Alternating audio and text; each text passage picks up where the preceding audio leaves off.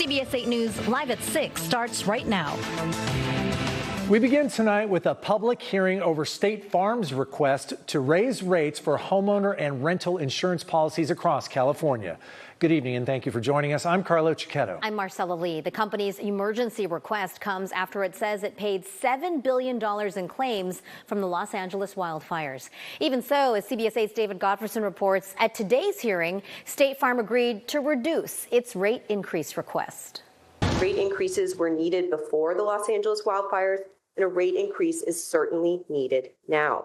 Tuesday's hearing in Oakland began with State Farm telling an administrative law judge the company is losing money and in danger of a second credit rating downgrade, which means mortgage companies may not accept State Farm.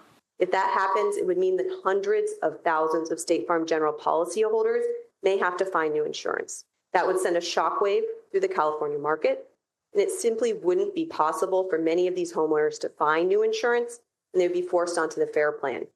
Last month, State Farm requested a 22% emergency rate increase for homeowners policies. But now they've agreed to reduce that request to 17%. And they brokered a deal for its parent company, State Farm Mutual, to contribute $400 million to a surplus reserve account. The California Department of Insurance is siding with State Farm.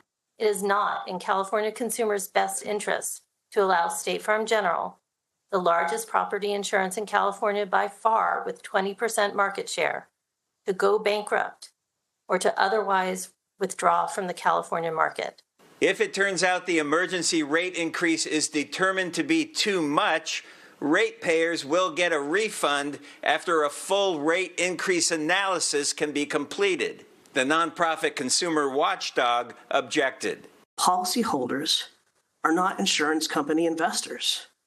They don't pay premiums to boost a company's surplus, and they're not here to bail out the insurance company. State Farm is also requesting emergency rate increases for renters, condo owners, and rental units, increases that Consumer Watchdog says are not backed up by data.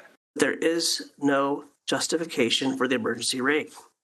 Those State Farm rate increase hearings are expected to continue in Oakland through Thursday. If they get approved, the rate increases would go into effect June 1st. David Gottfredson, CBS.